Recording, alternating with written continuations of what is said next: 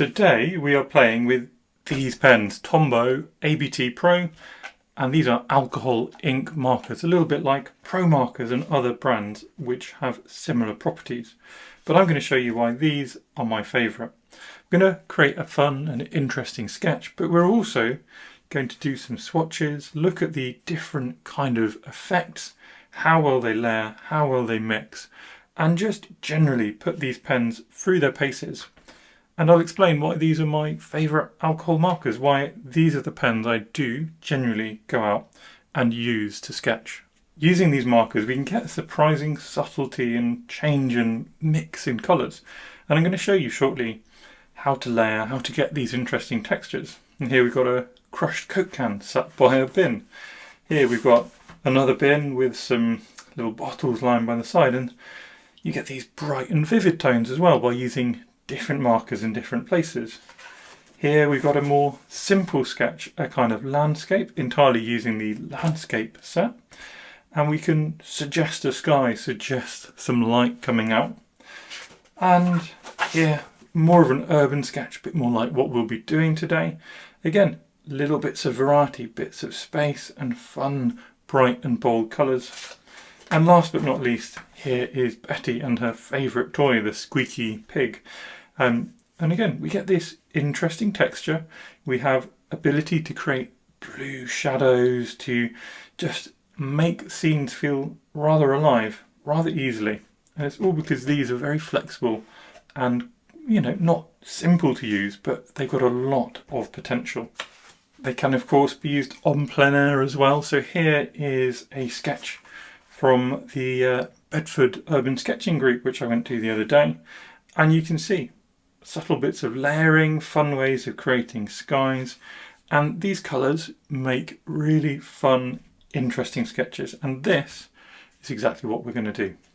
I have a few sets to play with. So this is the primary colour set, the pastel set, and probably my favourite set, the landscape set. So with that in mind, let's just start by exploring exactly what these pens can do. And you can see here the basic ideas from these three different sets. That kind of basic set that I keep calling the primary set has really bold, vivid and simple colours.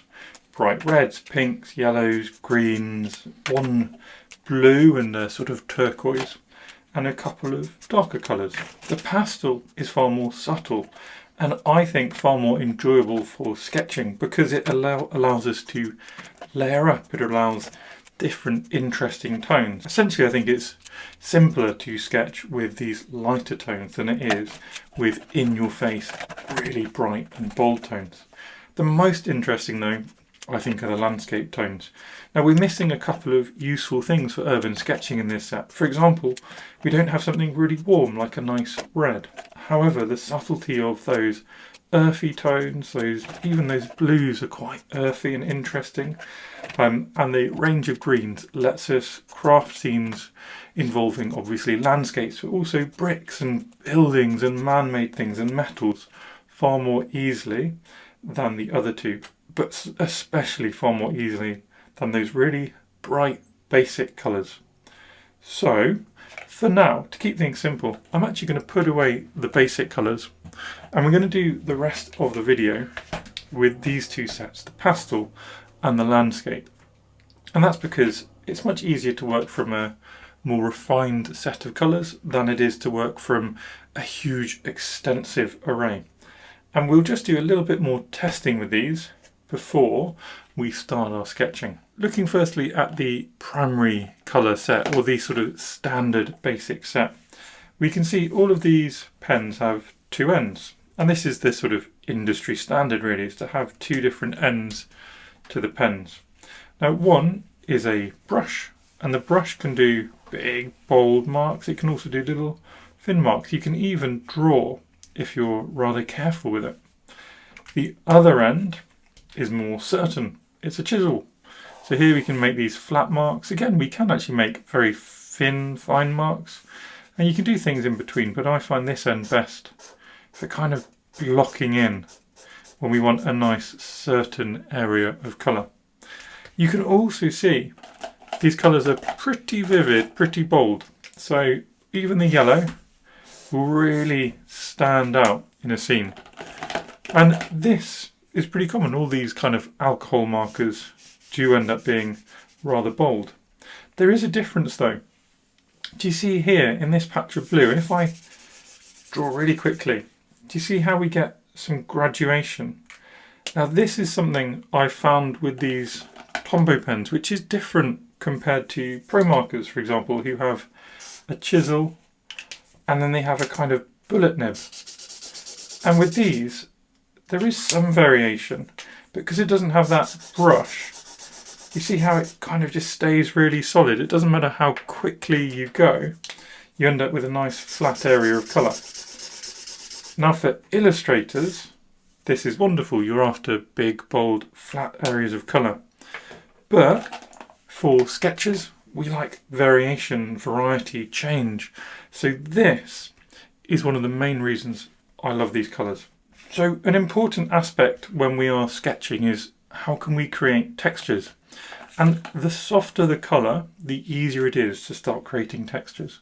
So if I take this neutral grey and we do a sort of area in the middle of our page, you can already see where it overlaps, we get extra texture, extra lines.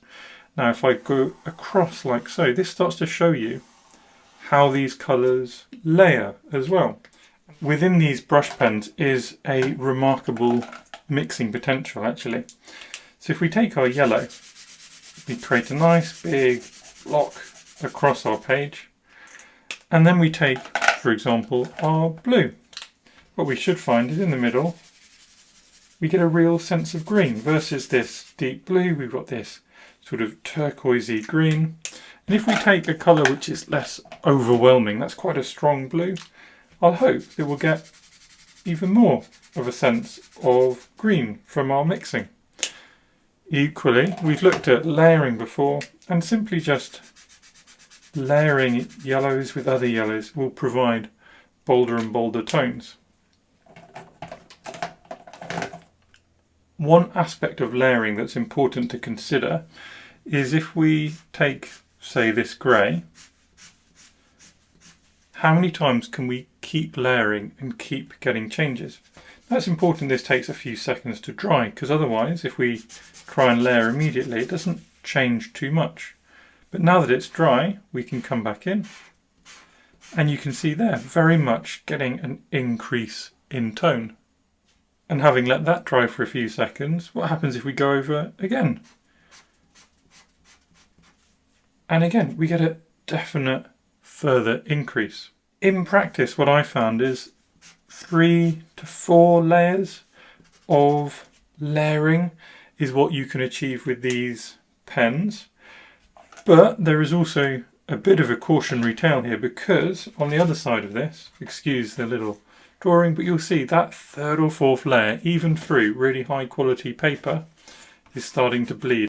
With a bolder colour, things can become more easily overpowered. So here's a dark green, and you'll notice there's a lot less texture in there. And that's one of the reasons I don't like the basic set as much, because this texture really gets lost. It's not as interesting, it's just a flat area of colour. And if we layer on top, well, we get a subtle change. You can still see coming through there just a subtle increase in darkness. And if we layer with that green, we can double down on that and we can get changes in our darkness, but it's not as easy, not as immediate, and it's a lot more just like using our watercolors and you put too much pigment on the page. That's how these bolder colors feel. One way around that is just to switch from the chisel to the brush, and we can be light and suddenly we get this interesting texture. We can go really quick and we'll get a lighter sense of this color, and again they'll start to mix more effectively on the page. The last note though with that is if we go from a darker color to a lighter color, that nib will pick up a sort of bit of murkiness. So instead of getting a clean color, we'll just sort of end up getting a slightly murky colour. And you can see that on the nib here where it's just picked up a bit of that green, and we need to draw a little bit until we lose it. But there you go.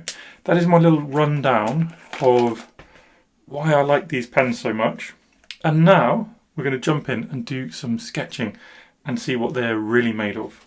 So for our scene today, we've got this rather fascinating castle on a hill in Salzburg, Austria. The reference is downloadable in the blog post attached to this, where also we'll talk about all the different colours we've used today, and you have scans of the swatches and things.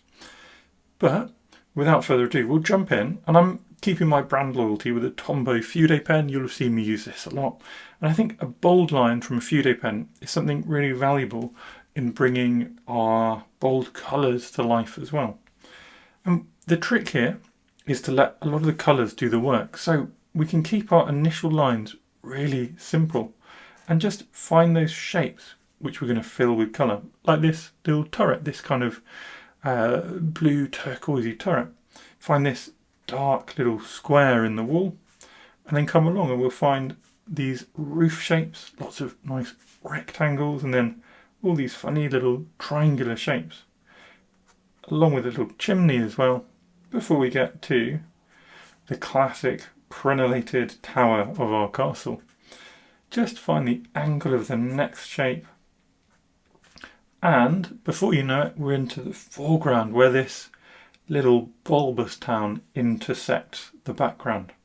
So I'm just going to bring that in and make my line a little bit bolder here to just make it stand forward, and then find the key shapes here, series of rectangles, slight changes in the angles here, and then we can get the dome sort of sloping down.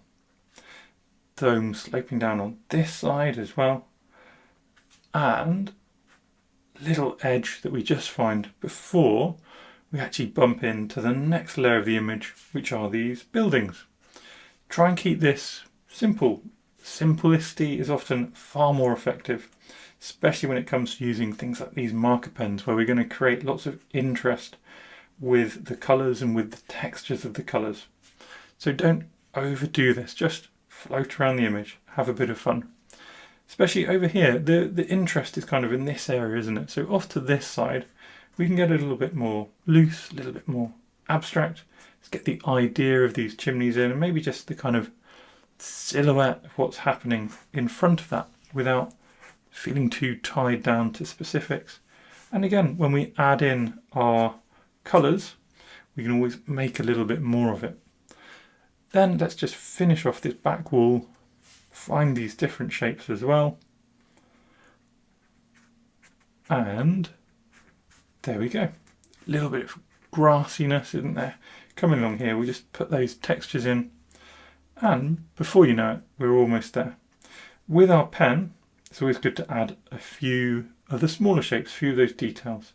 So we can find all these windows, for example, and they can be either shapes or even just bold black marks. And there's 2 of them under each roof, give or take. A few more of these little shapes here and here, and we missed off a bit of a turret there, didn't we? And like that, we're pretty much, I think, ready to start playing with our colours and seeing what they do in our scene, seeing how they sort of bring this scene a little bit to life. So the essential process that I would suggest is starting off really gentle, really light. So we can bring out a sort of light green, light blue and a light grey. So the light green, the light blue can form parts of these turrets. Got a kind of turquoise feel to them, haven't they? So instead of just applying one colour to them, what we'll do is we'll apply 2 colours just to provide a bit of variety. So that's our very light green from the pastel set. Then we've got this light blue. Remember how they layer, remember how you get those lines within the colours, and before you know it, you'll just build up something which feels interesting. Don't worry, we can always do more, so just leave it light for now. Next, this grey can move around our image and just find the key shadows. I'm using the brush end here because the brush gives us a bit more texture, it's a bit more gentle than the certainty that comes with using the other end, the chisel end. And again, we can just move around and find some of those key shadows. For example, all of these roofs are high in value, aren't they? A lot of shadow underneath here as well, and we can just use quick, bold marks to avoid overdoing it. And these roofs as well. All these roofs have got a bit of darkness to them. And you might want to invent some shadows as well. Obviously, a lot of this is actually in shadow, but what we can do is we can invent the shadows to just enhance the 3D feel to some of these areas. You might spot areas you want to include. There's a little tower here, but it's a bit confused behind this. So I'm going to make the executive decision just to leave it out for now. And already, just with those touches, our scene's kind of taking shape. And all we look to do now is gradually build up, play with some of the other colours to get this impression of our scene moving forward. So we got some bold light hitting in a few places. We even have some gold ornaments we haven't drawn in yet. Just going to use again a nice light yellow to start suggesting those. We can find other bits of light to pop in to keep that variety going. And remember, with each of these, we're making a little bit of a mark. We're making a kind of shape. So we can use that to our advantage to keep suggesting structure. For example, if we do marks in here, keep them in the flow of the dome. What next then? Well, we've got some interesting warmer tones, haven't we? These roofs perhaps feel quite dark, but within them there's almost a sense that they might be a little red or brown, something with a sense of warmth. So I'm going to use this kind of pinky salmon colour just to put an underlayer of warmth before we come in with our darker colours, which we're certainly going to want to do soon. And this again we can just use in a few places throughout the image to balance the colours, just like we would balance colours if we were using our watercolour. We wouldn't just put one colour in one place. And we're probably almost at an end of these really bright, interesting colours. I'm going to take this darker purple and just use that to reinforce some of the deepest shadows. And you see how just by layering they start to sort of mix together. You start to get something which is a more fluid image. And just like with any form of art, using these is all about trusting the process and being aware that you're going through a step-by-step process. You're not going to just do one quick mark and have everything feel finished. You're going to have to go through processes to make it feel finished. We can add in details here. Perhaps we start to feel that some of these little roof lines would be useful to add in. So we can draw with these as well and come back momentarily with our ink with this and add in the details we've drawn. Same, these sort of windows in the front, we can plop them in. There's windows going all the way down, there's windows in perspective here, and we can just start suggesting those. Having done that, I'll pick up a little bit of this warm colour just to mix in a few places, and that will hopefully, again, balance out what we've done. Now I'm going to pop away these pastel colours, because if we separate our process into parts like I normally do, we start with our looser colours, then we move on to our bolder colours. And our bolder colours is where we hopefully start defining things a little more. So I'm going to try, just with this sort of chestnut feeling colour, to give some more darkness to all these roofs. Now I know these roofs are not in fact a bright brown like this, but I want to just, well, stress that they're interesting, number one, and also we are using illustrative tools. We're not using 400 different colours where we can pick the exact right colour. We're using illustrative tools, which means that we're going to have to slightly abstract our colours. So not trying to perfectly colour match is probably going to work in your favour here as you sort of build up your scene. Instead of trying to perfectly colour match, have a bit of expressive fun as you work through. I've got loads of blues in here, and I love the ability to work in lots of different graduated sort of tones and hues of blue, because it allows you to build up quite clever shadows, or what I say clever, that makes me seem like I'm calling myself clever, but I think the blues just work really well together in that things can seem clever when they're actually very simple.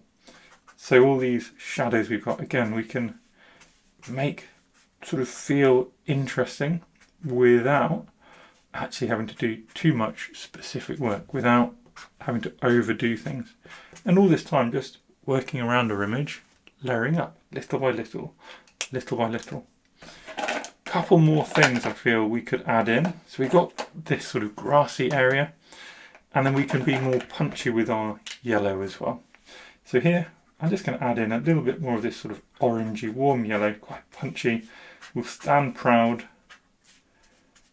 and just provides a bit of light running through the scene.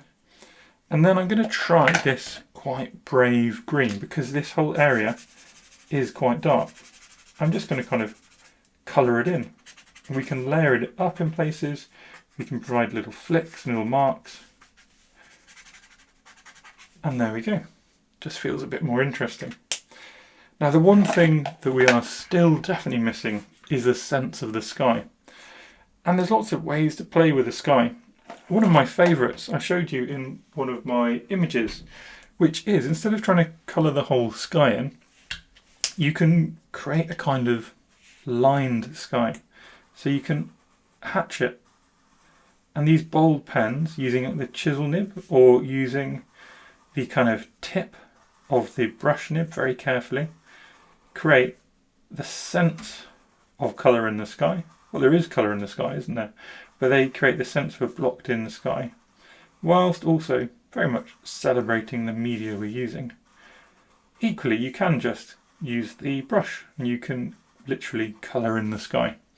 But I think this is a really fun way to do things, which just prevents any sense of busyness or overworking a sky when you're working with limited colours. So do experiment with your skies and see what way works best for you, of course. Now, instead of just doing one block of a single shade of blue, you can switch it up. So we can go from that blue to a lighter blue on the other side. And it just gives that kind of graduated change. Well, it's a sudden change, an illustrative change. It's also gives the effect of a graduated change, which is what most often happens in skies. So we do a few more lines like this. Just fill in the gaps here. I think that went a little bit wide. And then if you want to kind of show some suggested light, there's nothing stopping you from plopping in some yellow lines as well. So bringing down a nice bright yellow onto this side. Again, totally an illustrative touch, isn't it?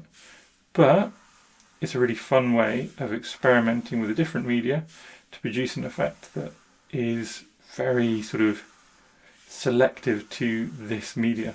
And I think really fun. I think it looks good. I think it adds a lot of brightness to our scene. And there we go. Perhaps going off to the other side, we just want to feel like the sky finishes off. So I'm going to use yet another blue. This one's more of a sort of purpley blue. And we'll just finish off that sky over to there. And now we've got a scene which sort of feels complete. But like when we play with watercolors, what's happened is we've lost a lot of the structure. And we all know what that means. That means we come back with our ink and we can work gently on adding structure back. So we made the decision to include these windows. So now, you know what, we can add in these windows. We can even add them in with a little sort of sensitive suggestion of detail, using these varied colours to suggest a lot of complexity going on in the windows without actually having to sort of spell it out. So just going to do these sort of same repeating patterns in the windows. These windows in perspective need less detail, and these ones we can just change slightly as well. We can even hatch them to make them feel darker. There we go. And I'm just going to work kind of, I think, front to back here. So we'll find the chimneys that we suggested, build in these roof lines a little bit, where we've got the top of the roof, we can make it really bold. That's the advantage of a Fude pen. And here, nice bold line, getting less detail as we get to the edge of our image. Over here we can just suggest a different roof line as well, can't we? Nothing wrong with that. Just working towards what our image kind of needs rather than entirely copying our reference. And I think bringing down these vertical lines would also help our reference, or help our image rather a bit. Same here, let's get these lines feeling nice and bold. And then we worked so hard on all these other roofs, didn't we? So let's give them a nice certain outline where we get that shape and just bring them to life a little bit more. We can even use some more hatching for the really dark front edge, allowing that light side of each of these roofs to feel a bit brighter, to feel like it's shining through. There's some funny little circular windows. I'm going to add those in. There we go. Now let's move back. We've got this edge, which we haven't made much of below, but it's actually a wall. So we can actually, again, simplify our image out with some hatching. Just bring down that ink hatching, and it can come down to that area we've made green. Then we've got our little tower, and the tower's got tiny windows, so we can add those in now as well. And then when we get to a green, we can imply textures within it with our nice, brave Fude pen marks. A little bit more of our hatching here to show it's a wall, and more of these brave Fude marks, twiddles, squiggles, fun little loopy textures, increasing the complexity of the area rather than actually having to think it through and actually having to draw the exact thing going on. Here, this has worked quite nicely. I'm going to again use some simple hatching just to suggest the light and the dark. And in the dome, I think dividing our dome into its constituent thirds will be handy. Popping in the little marks where these things are coming down as well. And we've got windows in here which we can find as well. So it's amazing the kind of second time, or is this the third time we're going over it? If you consider our colours as well, how much extra you might find and how much extra ink the image can take at this point as well. Again, a few more textural marks just to highlight those textures we've created through the colours we've added. Up the top we added this fun yellow, this gold, which fits this ornamental top of our building. Over here, a little bit of a stronger line, and I'll make this line stronger as well so that this dome sits in front of our little wall in the distance. Back here, what have we got left? So we've got a few more windows we can pop in, whilst also just increasing the strength of this edge. And we've got this dark wall, which we've made a nice warm brown. And then we've got this next sort of dark shape, which we've also made far more interesting. We've got little lines coming down the wall here. We've got little lines, sort of vertical areas of shadow coming down the wall here. Same happening here with more windows. We can bring up some vertical lines, again like here, just showing that this is all a kind of wall structure. Make some of these now much more certain.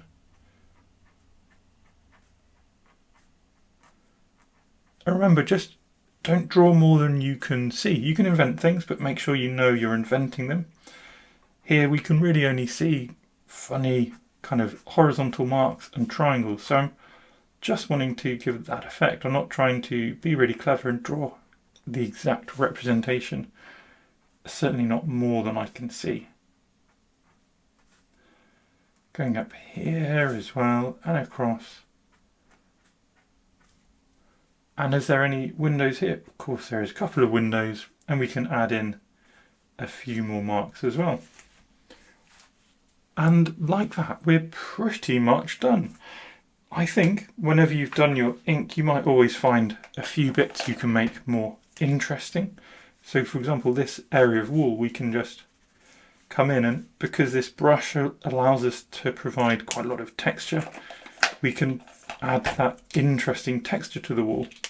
Rather than really flat, bold colours, we can just make them that little bit more interesting. In here, anything else you might want to add? Maybe actually using one of these greys again, we can suggest just through that layering, which is one of the useful effects of these pens, we can suggest an edge to some of these windows, an extra touch of darkness as well. Same here. And if we wanted to be really brave, we could bring out one of the much darker greys. We'll try this one first. And that's working fine. It's not actually too brave or too bold. So let's go even braver. For our final touches, we'll get one of the darkest greys out. And there you go. Now you can really see how that's going to influence the image. Bring out some much bolder shadows in just a few places. And shadows are so important to our art. They really are what differentiates it from sort of simple or childish art, is the ability to find those key shadows in a few places that makes your scene feel more real. Even if it's fun, illustrative, bright, happy, having those shadows feeling a little bit real, a little bit authentic, and being brave with them is, I think, the perfect way to finish off your sketch. And there you go. There is my finished piece, and don't forget to like, subscribe, leave me a comment. What do you think of using pens like this? And if you want a breakdown of the colours, the processes, the materials used today, check out the blog post linked below. Also, hit that notification bell, then you'll be the first to know about my next tutorial.